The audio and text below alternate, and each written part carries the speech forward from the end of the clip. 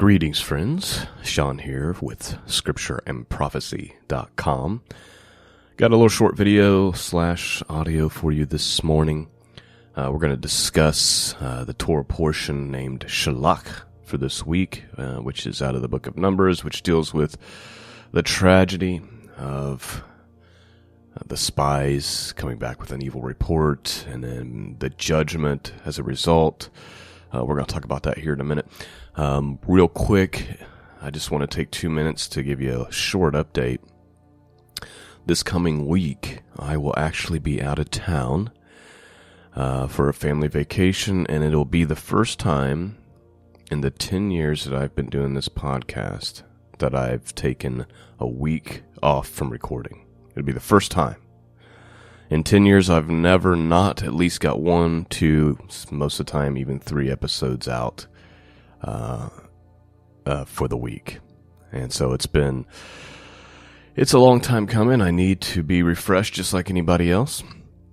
And I definitely feel the weight of needing to just take a little bit of a breather. So my ask from all of you is that you'll be praying for me and my family for safe travels and everything. And of course, I'm not going to leave you with nothing this week. There's a 3-part series I did a few years ago, the last generation according to the book of Enoch. And so even if you have heard that, you're going to want to hear it again.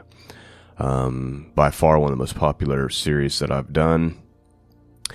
And it's fitting for the time that we're living in. And I think it will kind of help go with the new series that we've started that by popular demand people have asked that I continue, which is When He Comes in His Wrath, doing short studies out of the book of Revelation. So next week I won't be here. It'll be the 3-part series on Monday, Wednesday, and Friday from the book of Enoch, which, again, if you haven't heard it, you definitely want to. Even if you have heard it, you want to hear it again. Then the following week, Lord willing, we'll resume the new series that we've just started, along with the prophet Isaiah. And so we're really getting heavy into prophecy as we go into the latter part of this year, the second half of this year. And I think that's not an accident. I think the Lord is leading me to do that based on the realities that we're witnessing right now. So there is the short update, and again, please remember to pray for me and my family for safe travels, and I think you'll be blessed by the Enoch series nonetheless. Today I'm not going to read the whole Torah portion, just kind of wanted to read some of it and talk about it, so let's do that. I'm going to jump right in, and so this is this portion, Shelach, is Numbers 13 and through 15. So let's just get to it. We'll start with verse 17. I'm reading from the Hallelujah Scriptures here. And Moshe sent them to spy out the land of Canaan, and said to them, Go up here into Negev, and go to the mountains, and see what the land is like, and the people who dwell in it, whether strong or weak, whether few or many. And whether the land they dwell in is good or evil, and whether the cities they inhabit are in camps or strongholds, and whether the land is rich or poor, and whether there are forests there or not, and you shall be strong, and bring some of the fruit to the land. Now the time was the season of the first fruits of grapes. So they went up and spied out the land from the wilderness of Sin as far as Rahab, near the entrance of Hamath. And they went up through Negev, and they came to Hebron, and Ahiman, and Sheshaiah, and Talmiah. The descendants of Anak were there. Now Hebron had been built 7 years before Canaan in Mitzrayim. And so they came to the Wadi Eshcol, and cut down from there a branch with one cluster of grapes, and they bore it between 2 of them on a pole, also of the pomegranates and of the figs. And the place was called the Wadi Eskol because of the cluster which the men of Israel cut down from there. Please note the grapes are so big. First of all, who is there that they see? The son, we overlooked this, but it's the descendants of Anak. These are giants. These are Nephilim. These are not tall NBA basketball players. Okay? These people are different. And it takes 2 men to carry the cluster. The grapes are so big, it takes multiple people to carry the cluster. I mean, have you ever grabbed grapes off of vine? Is there any struggle to carry grapes in modern times? There's something unique about these. And they returned from spying out the land after 40 days. And they went and they came to Moshe and Aaron and all the congregation of the children of Israel in the wilderness of Paran and Kadesh. And they brought back word to them and to all the congregation and showed them the fruit of the land. And they reported to him and said, "We went to the land where you sent us, and truly it flows with milk and honey, and this is its fruit. But the people who dwell in the land are strong, and the cities are walled very great. And we saw the descendants of Anak there too. The Amalekites dwell in the land of Negev, while the Hittites and the Jebusites and the Amorites dwell in the mountains, and the Canaanites dwell by the sea along the banks of Jordan." And Caleb silenced the people before Moshe and said, "Let us go up at once and take possession, for we are certainly able to overcome it." But the men who had gone up with him, said, "We are not able to go up against this people, for they are stronger than we." And they gave the children of Israel an evil report of the land, which they had spied out, saying, "The land, though we have gone up as spies, is a land eating up its inhabitants. And all the people whom we saw in it are men of great size. And we saw the Nephilim, the sons of Anak, of the Nephilim. And we were like grasshoppers in our own eyes, and so we were in their eyes." Now listen, they talk about 2 different types of people they see. We saw people who are of great size, men who are of great size, and notice the language here. We saw men of great size, okay? Big human beings. And we saw the Nephilim there. It says it twice. And we saw there the Nephilim, sons of Anak of the Nephilim. These were giants. Of course, we read about these in the adventures of King David, right? Obviously, he fights Goliath, but it turns out Goliath has 5 other brothers with 6 fingers on each hand. And there's a couple other giants mentioned whose beds are like 15 foot big. And there's no question about this, and it frustrates me to no end because I see men of God who are highly educated, who have dedicated their lives to the scriptures, who've been doing it for 30 or 40 years, and they still tiptoe around this and make excuses for this. And it's the sons of Seth who went after the daughters of men in Genesis chapter 6. And it's like, first of all, what about all the skeletons? How about you go research the 15-foot skeletons we were digging up here in North America? Newspaper article after newspaper article after newspaper article in the late 1800s and early 1900s. Oh, we dug up another 15-foot skeleton. There used to be giants here. I mean, it's just so frustrating. Obviously, the scriptures themselves make no apologies about it. It talks about the Nephilim in Genesis 6. Says, and we're told that the Nephilim were here again. Here we are in Book of Numbers. Their spies are afraid to go in. Why? Because there's Nephilim there. They're not humans. They're not tall. They're not, they're not 6'9". They're 15 foot. They're 20 foot. They're huge. They have 6 fingers on each hand. They're not normal. Now, we're not going to get into how the giants got here and all that stuff. It doesn't matter. The reality is they were here. We have skeletons. We have skulls. We have a plethora of information. The Bible talks about it. It's not up for debate. It happened. Now, But that's not the tragedy. The tragedy is the lack of faith. God has given them this land. He has promised to protect them. He has shown that he can protect them even from the greatest empire at that time, Egypt.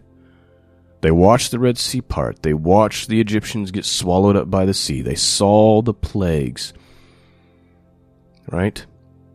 They saw the thick darkness and the death of every firstborn. They saw the miracles of the water coming from the rock. They've eaten manna from heaven. They've heard God's voice and thunders and lightnings and the mountain on fire. And yet, look at what happens. We're going to read a little bit further before we wrap it up.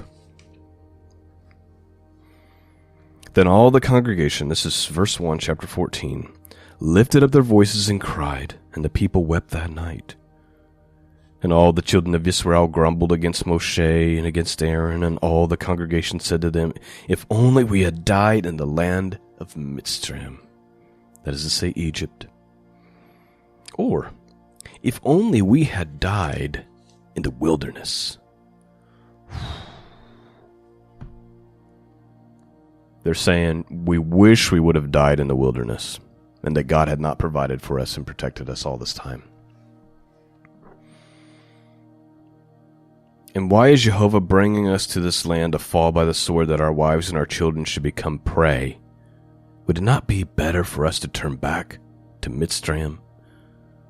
And they said to each other, let us appoint a leader, and let us turn back to Mitzrayim. And then Moshe and Aaron fell on their faces before all the assembly of the congregation of the children of Israel, and Yahushua, son of Nun, and Caleb, son of Jephunneh, who were among those who had spied out the land, tore their garments. And they spoke to the congregation of the children of Israel, saying, the land we passed through to spy out is an exceedingly good land. If Jehovah has delighted in us, then he shall bring us into this land, and give it to us, a land which is flowing with milk and honey. Only do not rebel against Jehovah, nor fear the people of the land, for they are our bread. Their defense has turned away from them, and Jehovah is with us. Do not fear them. But all the congregation said to stone them with stones. Then the esteem of Jehovah appeared in the tent of appointment before the children of Israel. And Jehovah said to Moshe, how long shall I be scorned by these people, and how long shall I not be trusted by them? With all the signs which I have done in their midst, let me smite them with pestilence, disinherit them, and make of you a nation greater and mightier than they. And Moshe said to Jehovah, the Mizrites shall hear it. For by your power you brought these people up from their midst, and they shall say to the inhabitants of this land, they have heard that you, Jehovah, are in the midst of these people, and that you, Jehovah, are seen eye to eye, and that your cloud stands above them, and that you go before them in a column of a cloud by day and a column of fire by night. Now if you shall kill these people as one man, then the nations which have heard of your report shall speak, saying, because Jehovah was not able to bring this people to the land which he swore to give them, therefore he killed them in the wilderness. Moses is like, you can't do that for your own reputation's sake. For your own reputation's sake.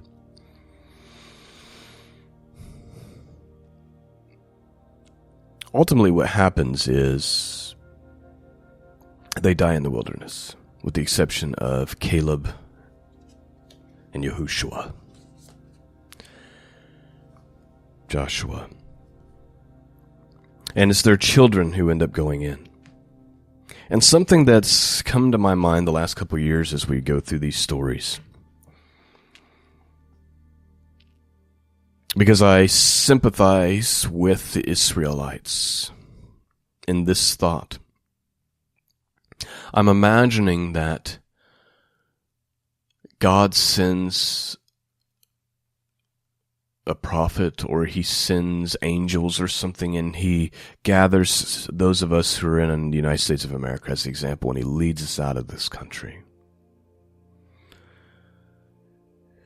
And he's feeding us and providing for us, and we see some miracles, but as things start to get a little bit uncomfortable at times, and occasionally the water's not there, and occasionally, or we get tired of eating heavenly bread every day, And maybe we start to murmur going, remember back in America when we could drink our morning coffee and there was just cakes and food abundance and we could watch TV and relax and right? However, if we had young children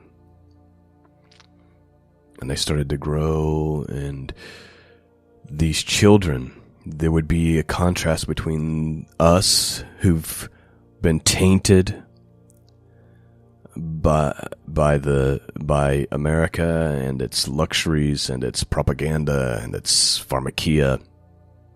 But our children haven't. All our children know is provision and God, right? Because they've grown up in the wilderness. That's all they've known. They've known that God provides and protects and that he can be trusted. That's all they've ever known. Those of us who are 40 years old, right, or 50 years old, or 60, we grew up in the United States and we remember everything and we've been tainted. We may be tempted to long for America again. Oh, I remember eating cheeseburger and a fry and a milkshake. Man, let's just go back. It wasn't that bad, right?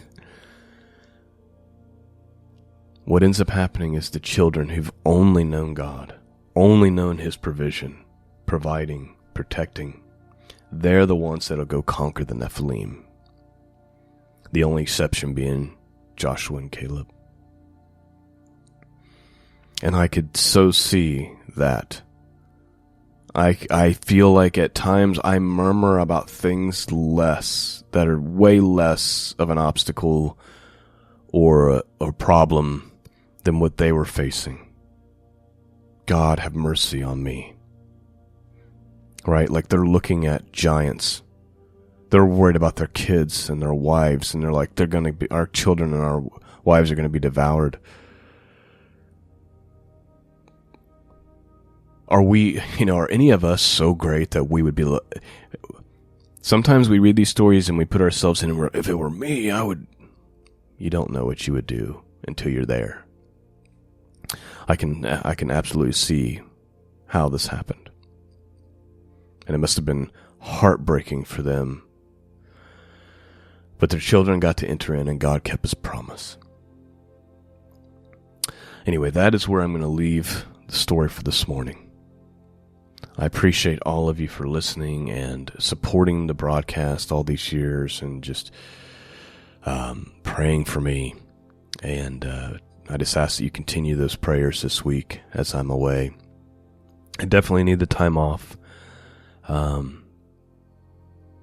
This isn't what I do for a living. This is what I do because God called me to do it.